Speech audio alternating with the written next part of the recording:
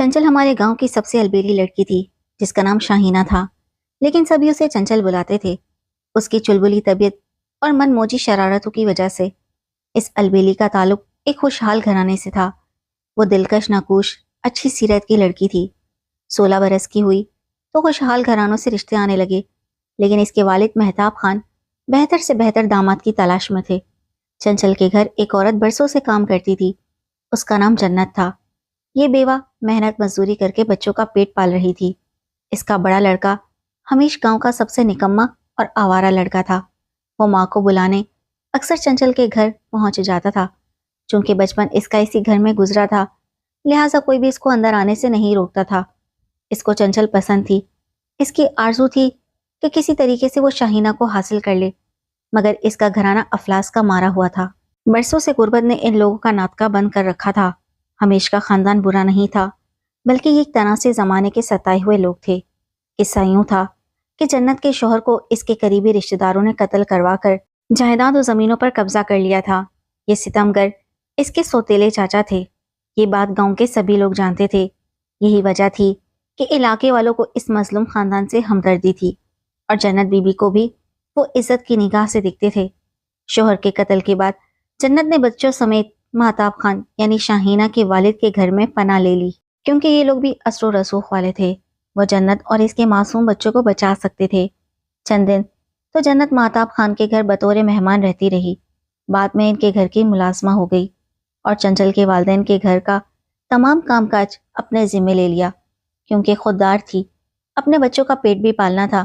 یہاں گھریلو کام کاج کر کے اپنے بچوں کا پیٹ پالنے میں اسے آڑنا تھا کہ مہتاب خان اور اس کی بیوی جنت کو بہن کی طرح سمجھتے اور ویسی ہی عزت بھی دیتے تھے جیسے بہنوں کو دی جاتی ہے۔ وہ اس کو ملازمہ نہیں سمجھتے تھے، اس کے بچوں کی ضروریات پوری کرتے کہ یہ ایک مجبور اور شریف عورت تھی اور صبر کے ساتھ بچوں کی پرورش کر رہی تھی۔ ہمیش کو گھر میں سب بامی کہتے تھے۔ وہ ماں کا لاڈلا تھا، باپ کا سایہ سر پر نہ رہا تبھی نکما ہو گیا تھا۔ اکثر ماں سے کہتا تھا کہ کسی طرح میری شادی چنچل سے کروا دو۔ ماں سمجھاتی کہ ہمیں اور مہتاب خان کے گھرانے میں مالی لحاظ سے بہت فرق ہے، لہٰذا تو بچپن کی باتیں بھول جا اور اس خیال کو دل سے نکال دے۔ یہ چھوٹا منہ اور بڑی بات والا قصہ تھا، لیکن ہمیش نوجوان تھا، نادان تھا، اس کا دل اپنے قابو میں نہیں تھا۔ وہ یہ بات نہیں سمجھتا تھا کہ معاشی حالت کا فرق ایک بڑا فرق ہوتا ہے۔ وہ ایک امیر باپ کا بیٹا تھا تو کیا ہوا، اب تو یہ لوگ غریب ہو چکے تھے۔ ماں نے اس لیے دیوروں سے جھگڑا نہ کیا اور چپ سادھ لی کہ وہ اپنے بیٹے کو زندہ دیکھنا چاہتی تھی۔ تبھی تو اس کا نام ہمیش یعنی سدا زندہ یعنی طویل عمر والا رکھا تھا۔ ہمیش نے قسم کھا لی کہ ایک نہ ایک دن چنچل کو حاصل کر کے رہے گا، اس لیے وہ دل ہی دل میں منصوبے بناتا رہتا تھا۔ وہ یہ بات بھی اچھی طرح سے جانتا تھا کہ جب تک مالی لحاظ سے ان کے ہم پلہ نہیں ہو جائے گا، چنچل کو حاصل نہیں کر پائے گا۔ ایک دن اس لڑکے کی ملاقات اپنے گاؤں کے ایک ایسے شخص سے ہو گئی جس کی دولت نے دیکھتے دیکھتے دن دونی رات چگنی ترقی کی تھی۔ یہ اسد خان تھا، جس کے ٹرک پشاور سے کراچی تک چلتے تھے۔ گاؤں کے لوگ سادہ ہوتے ہیں، سب نے یہی سمجھا کہ وہ بزنس کرتا ہے۔ کسی کو علم نہ تھا کہ اسد خان اسمگلنگ کرتا ہے اور ایک منشیات فروش گروہ کا کارکن بن چکا ہے۔ وہ اپنا گاؤں چھوڑ کر شہر میں آباد ہو گیا تھا۔ گاؤں تو وہ کبھی کبھار کسی رشتہ دار کی شادی یا پھر غمی کے موقع پر آتا تھا۔ جب اسد خان کی ملاقات حمید سے ہوئی تو اندازہ کر لیا کہ یہ نوجوان تو کام کا ہے، وہ اس کو اپنے مقاصد کے لیے استعمال کر سکتا ہے۔ اس نے حمیش کو ساتھ کام کرنے کا کہا۔ ادھر حمیش دولت کمانا چاہتا تھا، راتوں رات امیر بن جانا چاہتا تھا۔ اس نے اپنے دل کی بات بھی اسد خان سے کہہ دی کہ وہ دولت اس لیے کمانا چاہتا ہے کہ چنچل کا رشتہ حاصل کر سکے۔ حمیش نے اسد کی پیشکش کو اپنے لیے خوشبختی تصور کیا اور وہ اس کے ساتھ ٹرک پر بیٹھ کر گاؤں سے چلا گیا۔ جب دولت ہی زندگی کا نصب و لعن بن جائے تو انسان اکثر اپنے منصب سے گر جاتے ہیں۔ اسد تو ایسے کاموں میں ماہر ہو چکا تھا۔ بردہ فروشی سے لے کر منشیات فروشی تک وہ ہر قسم کا دھندا کرتے ہوئے بالکل نہیں گھبراتا تھا، کیونکہ دولت اس کے پاس تھی، لہٰذا اس کے ہاتھ بھی لمبے تھے۔ اس نے چند ماہ میں ہی حمیش کو وہ گڑ سکھا دیے کہ اس نے بھی غیر قانونی دھندوں میں کمال حاصل کر لیا۔ 3 سال تک وہ اسد کے اشاروں پر چلتا رہا، پھر اس نے حمیش کو مالا مال کر دیا۔ اب تو وہ پہچانا نہیں جاتا تھا۔ وہ پہلا والا لا ابالی نہ رہا تھا جو دبلا پتلا اور فاقوں کا مارا احساس کمتری کا شکار نظر آتا تھا۔ اب تو وہ ایک حسین و جمیل کڑیل جوان بن گیا تھا، جس کے کپڑے کلفدار ہوتے اور جوتوں کی آواز پر لوگ اسے مڑ مڑ کر دیکھتے تھے۔ اس کی ماں ابھی تک چنچل کے گھر کا کام کرتی تھی۔ یہاں کام کرتے اس کو 15 برس کھو چکے تھے۔ مہتاب خان اور اس کے گھر والے اس خاتون پر اعتبار کرتے تھے۔ حمیش تو جب کا گیا صرف 3 بار ہی ماں سے ملنے آیا تھا۔ ماں شکوہ کرتی تم کیوں نہیں آتے؟ اس کا جواب ہوتا کہ اب تو میں اس وقت ہی آؤں گا جب گاؤں کے لوگ مجھے اٹھ اٹھ کر سلام کریں گے، اور جب چنچل کا باپ مہتاب خان بھی مجھے اپنی بیٹی کا رشتہ دینے کا خواہش مند ہوگا۔ رشتے تو قسمت سے ملتے ہیں، جس سے تقدیر بندی ہوتی ہے، شادی اسی سے ہو جاتی ہے۔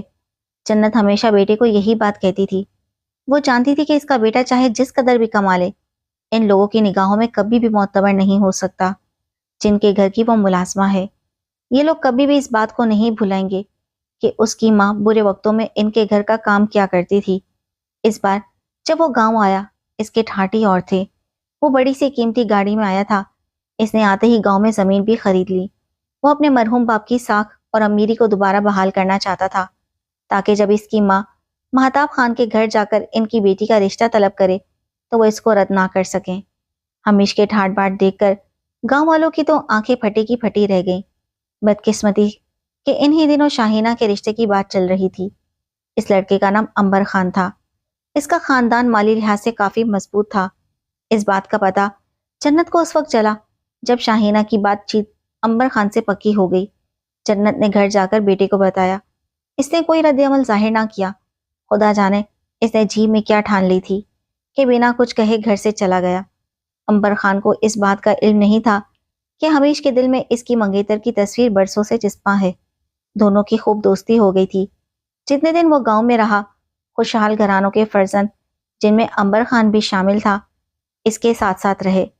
کسی کو بھی یہ یاد نہ رہا تھا کہ وہ ایک غریب اور بیوہ ماں کا بیٹا ہے۔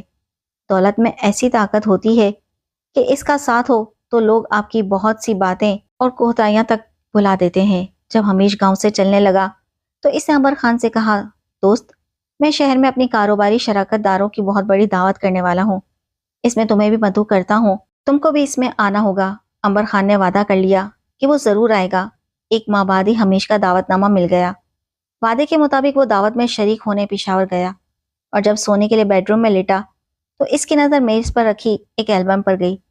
اس نے البم اٹھا لی اور اس کی ورقردانی کرنے لگا۔ ایک تصویر پر دفتن اس کی نگاہیں ٹھہر گئی۔ یہ چنچل کی تصویر تھی، جو خاصی پرانی تھی۔ یہ تصویر اس نے حمیش کے ساتھ کبھی بچپن میں اتروائی تھی، جب وہ 7-8 برس کے تھے۔ دونوں مسکرا رہے تھے۔ تصویر دیکھ کر عنبر کے ہوش اڑ گئے۔ اس نے دوسرے کمرے میں لیٹے ہوئے اپنے دوست حمیش کو آواز دی اور پوچھا، تم کو پتا ہے یہ لڑکی کون ہے؟ چنچل ہے، یعنی شاہینہ، مگر میں اب بھی اسے چنچل ہی کہتا ہوں۔ بچپن سے اسی نام سے پکارا کرتا تھا۔ تم لوگوں نے اکٹھے کیسے تصویر کھنچوا لی؟ کس نے کھینچی تھی یہ تصویر اور کہاں؟ عنبر نے ایک ہی سانس میں کئی سوال کر دیے۔ ان کے گھر میں عید کا دن تھا۔ میں عید ملنے گیا تو چنچل کی بہن نے ہماری یہ تصویر اتار لی تھی۔ بڑی یادگار فوٹو ہے۔ حمیش نے کہا، اسی لیے تم نے اسے سنبھال کر رکھا ہوا ہے؟ نہیں، اس لیے نہیں، بلکہ اس لیے کہ چنچل مجھ سے محبت کرتی ہے، اور اس نے محبت کے بلند بانگ دعوے بھی کر رکھے ہیں۔ ہمیشہ ساتھ نبھانے اور ساتھ جینے مرنے کی قسمیں کھائی تھیں۔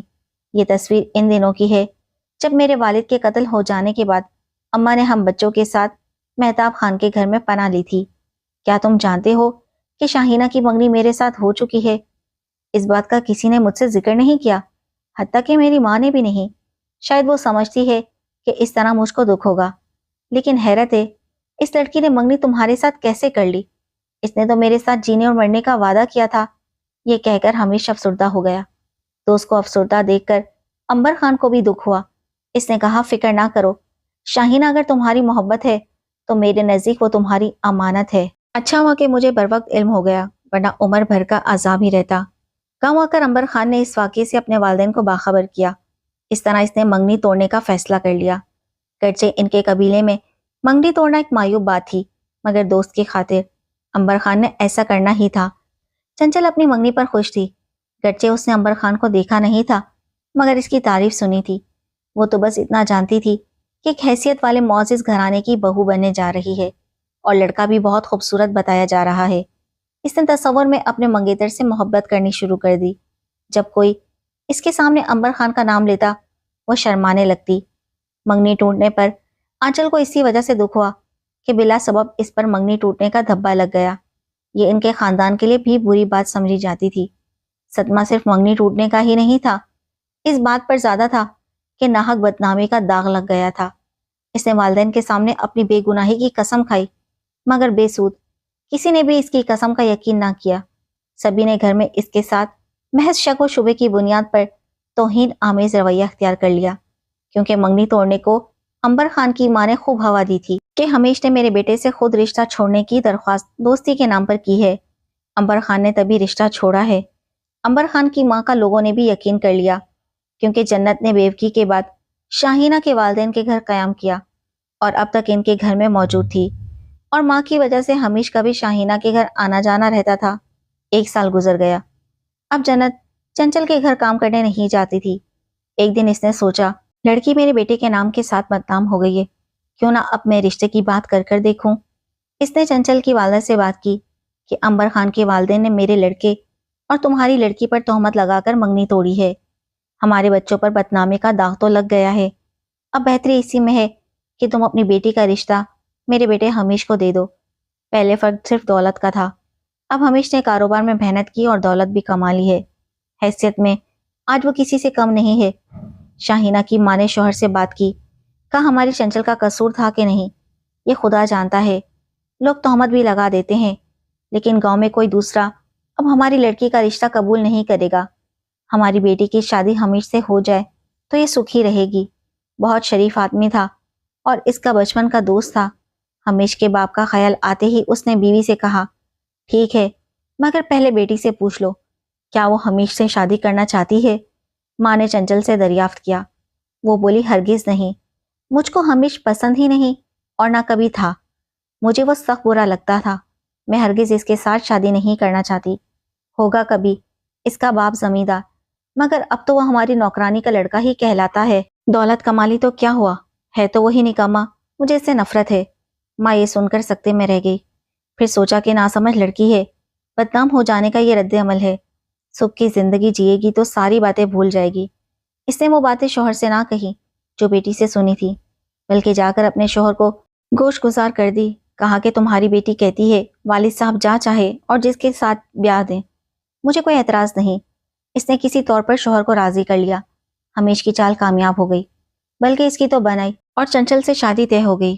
شادی کے دن وہ گاؤں آیا، اس کے گھر شادیانے بجنے لگے۔ وہ دوستوں کے ہمراہ کہکہوں اور مسکراہٹوں میں مصروف تھا۔ اس کے مہمان شہر سے بھی آئے ہوئے تھے۔ انہی میں ایک شخص نے عنبر کو بتایا، بھائی صاحب، یہ اپنا ہمیش بھی عجیب آدمی ہے، یہ دھن کا پکا ہے، جس لڑکی سے شادی کرنا چاہتا تھا اس کو حاصل کر لیا۔ لڑکی کی ایک پرانی تصویر اس کی ماں کے پاس تھی، اس نے کسی طرح اڑا لی اور شہر جا کر اپنی تصویر کے ساتھ اس طرح سیٹ کروا لی کہ لگتا ہے دونوں نے اکٹھے تصویریں کھنچوائی ہوں۔ اور یہ کام اسے مجھ سے کروایا، کیونکہ میں ایک فوٹوگرافر ہوں اور میرا اسٹوڈیو شہر میں ہے۔ اس کو یہ پتا نہیں تھا کہ وہ جس کو یہ حال سنا رہا ہے وہی عنبر خان ہے۔ عنبر کے دل پر قیامت گزر گئی۔ ہمیش تو خوشی میں آپے سے باہر تھا۔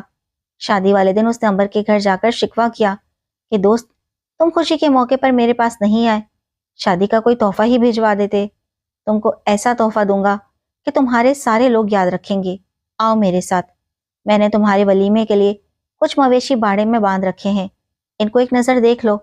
وہ ہمیش کو اپنے ساتھ لے گیا پہاڑی کی طرف، جہاں اس نے باڑا بنا رکھا تھا۔ وہاں اس کے 3 آدمی موجود تھے۔ انہوں نے ہمیش کو قابو کر لیا اور اسے اٹھا کر گہری کھائی میں پھینک دیا۔ ادھر لوگ صحرا بندی کے لیے ہمیش کا انتظار کر رہے تھے۔ وہ سب فکر مند ہو گئے کہ آخر دلہا کہاں چلا گیا، کہیں اس کو کوئی حادثہ پیش نہ آ گیا ہو۔ اگلے دن تمام باراتی اور گاؤں کے لوگ ہمیش کو تلاش کرنے نکلے۔ بالآخر ان کو دلہے کی لاش مل گئی۔ اس طرح خوشی میں سوگ پھیل گیا۔ ہمیش کی ماں تو ایسی گری کہ پھر نہ اٹھ سکی۔ لوگ کہہ رہے تھے یہ سب ہمیش کے سوتیلے چاچاؤں کا کیا دھرا معلوم ہوتا ہے، وہ شاید اسی دن کے انتظار میں تھے۔ مہتاب نے ان کے خلاف پرچہ کٹوایا، مگر عدم ثبوت کی بنا پر پرچہ خارج ہو گیا۔ جو اصل قاتل تھا جنت بی بی کی خوشیوں کا، اس کی طرف تو کسی کا دھیان ہی نہ گیا۔ گاؤں بھر سے کسی ایک شخص نے یہ بھی نہیں سوچا کہ عنبر خان ہمیش کا قاتل ہو سکتا ہے، کیونکہ جو یہاں دوست ہوتا ہے وہ دشمن نہیں ہوتا۔